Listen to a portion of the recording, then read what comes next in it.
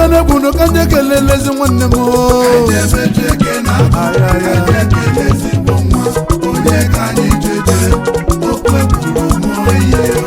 Yezi nwanne mata bulu oji nukwe kulu ngoyi kamuna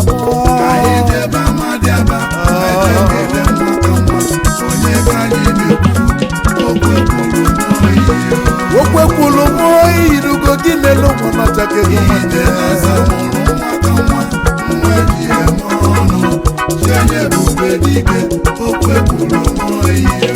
Nande mulu mwaka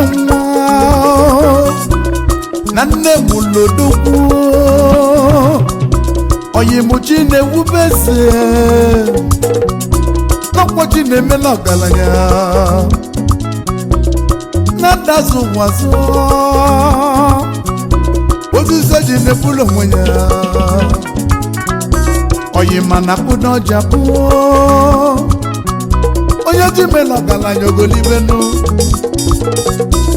Chukwu si n'afọ Kezienu mmadụ vagabu n'elu ụwa Okwe kwulu mwoyi Chukwu bulu ụzọ hụzie n'iyi N'ịga bụ ọgaranya nwanne m Golibe nwanne m Golibe nwanne m Chukwu emewo gị ọgaranya n'elu ụwa Okwe kwulu mwoyi n'elu ụwa na o nwere mgbagha Chukwu dere n'ụwa n'odesiwo nụ Oko yi na ezi nwanne m bịa gbala n'egwu Oko yi na Okwe kwulu nwoyi nwanne m na o nwere mgbagha Ma gị mana n'ọgbọrọ bụ n'okwanụ Okwe kwulu nwoyi Chukwu na-enwe n'iga bụja galanya Onye ga-adụkwo Chukwu ajụjụ Okwe kwulu nwoyi nwanne m gaba n'ime Kwuru bi uwe nwere nchicha Akara onye na-ebunye Onye ga-adụ Chukwu ajụjụ Okwe kwulu nwoyi nwanne m Ezi nwa gaba n'ilu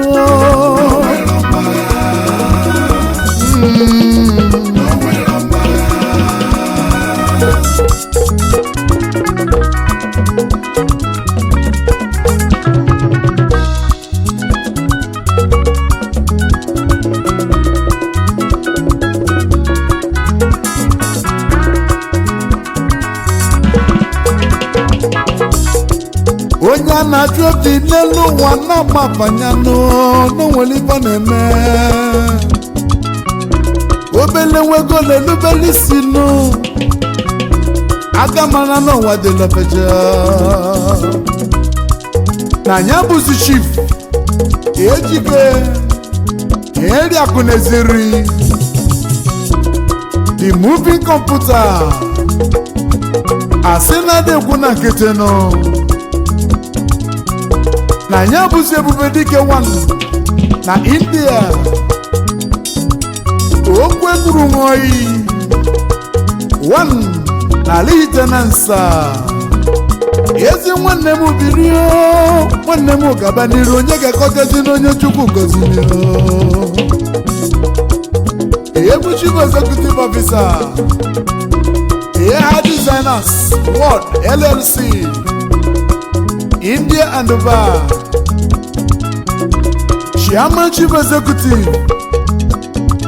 Akuneziri Industries Nigeria Limited Okwe kwuru nwoyi ezi nwanne m Onitsha na n'ogo bịachakego Asị n'ife kwuru n'owipapụ debia nọ Behind every successful man, there must be a beautiful woman, there must be a virtuous wife. Lolo Samrin, Sidi Akuneziri, Indian woman no nemese, the Asian queen. I wene kelezino. Lolo, Shine Akuneziri, Omasere. Omasiliti nwanyama Omasiliti adaduma ugogbe jeje mbada ezi nwanyị m obi dị ya okwu ekwulu ṅụọ iyi okwu ekwulu ṅụọ iyi ka mụ nọkọnụ emenụ mana n'elu nwanụ nwere mgbagha ji na-ewu beze onye jide n'ọgaranya olibezenụ n'elu okwu ekwulu ṅụọ iyi ebube dike na India ebube dike nwoke dị mma na gị bụ okwu ekwulu ṅụọ iyi ezi nwanne m ga-aba n'ilu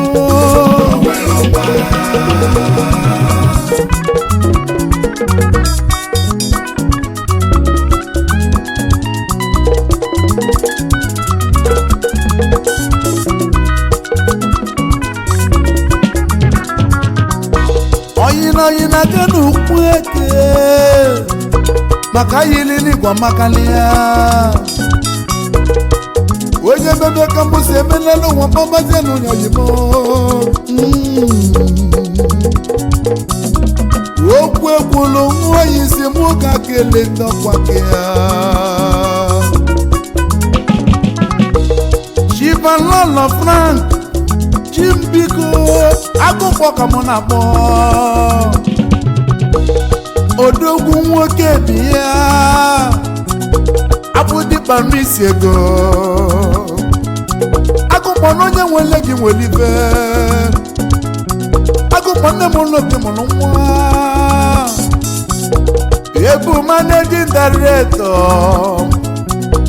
Frankincense Petrochemical PLC ezumokorobịa na India ọgaranya kwesịrị ike kwesịnụ okwu ekwulu oyi si mụ kelekwa ihe ọma ostachi dị don ostachi nwoke dị mma ọgaranya ka mụ na mụ ezi nwa sa osineke Stanley Chibike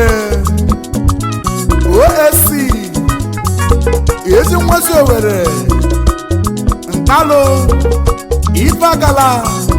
n'ala Mbitolu Imo State ebu Chief Executive Officer Ostachino Groups Nigeria Limited Managing Director Kaliros Hotel and Suites the Ostachi Diton Wokedema Ogalaya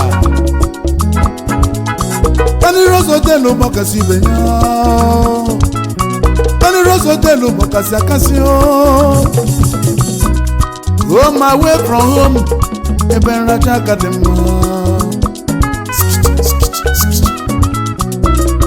okwu ekwulu oyi si mụ ga-ekele nna ya ochie mmadụ ga-eji aka na nwa na-adịghị onye mụrụ ya o nwere mmadụ n'ụwa kazi na onye nwere ego ka m bụrụzie egwu m jebezie n'obi obi nwere ebu nwe mfu obi ọdụmegwu bụ obi ọgaranya onye ka ikwudizi ejeno anyị Chivalolo etelo dị m egwu akụ enwebe n'ala ọsụ akụ enwebe dị ga adịrị m onye nke m ebu Chief Executive Officer Ete Ventures Nigeria Limited oji kọmputa eme ọgọ ogbotogbo nwa n'ala ọsụ nne m ụlọ gị mụrụ nwa okwu egwu iyi wesa ikelebekwa His Royal Highness Eze Sir Honorable Obadire Barnabas Obara KSM JP Eze dị ọhamma 2 Obumunnachi Autonomous Community Ogowo LGA Imo State Director Bangkok Bay Limited Lagos onye eze birikwa eze n'ịdị ọha mma onye eze bịa gbala n'egwu onye eze bịa gbala n'egwu onye eze bịa gbala n'egwu nneze kwesịrị gị ekwesị asị na yiri n'igwe ọmakarịsị anọ eziokwu ahụ erutela atọtụ ogige anọ ejebeze n'ogbu n'ike ejebeze n'ogbu n'ike eje ekele n'ụmụka nwa ọgaranya ka m kwudejenuo ihe ọma Chukwu mere ogbu n'ike ka m kwejenuo okwu ekwuru nwa iyi si m ga kele n'odogwu Chimololo Anthony ụzọ egbu na m ọdọwara oji n'ogbu n'ike ọdọwara oji kembụ n'ogbu n'ike nwoke dị maka nna ọgaranya kwesịrị gị n'elu ụwa ọ bụ dị mma n'isi ego asị na onye ọbụla nwere ezi omume ga-enwe ọtụtụ ọyị okwu egburu nwe iyi aga mara dịrị ofere okwu egburu nwe iyi nwanne m isi ejebe agụla eriyo eburu egwu keke n'oyi gị onye ka anyị kwudeje ezi oyi ka anyị na-akpọ Chief Alolo Alphonsus Chibuzo Ọfọdụile abụ onye nchaka mụ na-agbọ agba ego nkịtị 1 na Aguleri Chief Executive Officer for Deal West Point Properties and Homes Limited okwu ekwuru nwe ihe isi anyị kele gị nwoke ọmanụ okokoko ayayaya ka m jee kele odogbo okwu ekwuru nwe ihe ndị oyi ya bara ụba ife jama na-ezi nwa ọsịmụ ga gelezi nwanne Chimololo Anthony Chinedumeze nwoke akọmajidakụ orutu ụmụnna Ebube Chukwu ụzọ n'ala ite na nsodogbu educhala biya nwoke ọmadị maka nnabọ ọgaranya nkata ọgaranya nwere obi mmiri Chief Executive Officer Chiston Auto Nigeria Limited Good morning China, good evening Nigeria akọmajidakụ birikwa Ebu at the best mayor 98 Idenasa Secondary School registered ezi nwanne m ịdị ụsọ akọmajidakụ ka njebezie n'uteje ndị ekelezi oyi dị mma okwu ekwulu nwoyi si mụ ga kele oyi ya Chimololo Emmanuel Ọnụọra The Stubborn Don 1 Nteje Ebu Chief Executive Officer Chibunansa Global Nigeria Limited The Stubborn Don okpotokpo Nwanteje ji webili ọgaranya bilio Nze Alolo Obinna Living Sakuje kwesi Dimakubu eze n'ala ije nọsa ezi nwanne m obiri nwa mụ na anya jele mmụta okwu ekwuru nwe ihe isi m kelezienụ gị Dimakubu eze ebu managing director Finance International Company Limited Chief Executive Officer Ebu Meta Nigeria Limited Managing Director Akubeze Lighting World Ventures Nigeria Limited Ebu Chairman Idenasa Secondary School Headsets Register Yezi nwaji gozi la gozi o Chiba Lolo Chayodogwu Odogwu One Nomabia Udi Enugu State Onyoma Nataka Senegal West Africa Yezi Mwudi Jibirio Webozokwu Nwa Nataka Nala Senegal Yego Nelubele Kisio Jali Bilio Jali Mwodogwu Okoma Nebiso Omogogo Izumu Kenedi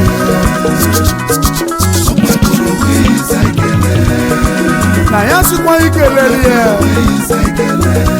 Chief Alolo Patrick Chineduchukwu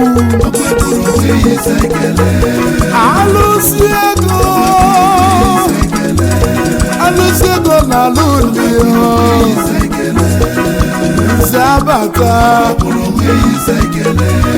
Zabata na Life Aguje Babalio Aguje Babalio Oye ke kamona Oye no yira gonu kweke Oye ke bilio Aguje Babalio Okwe buru wi Simukele nja iya Yeso yi kajo mwana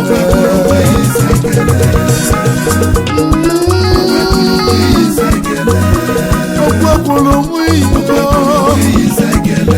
Okulu zogane bebele isi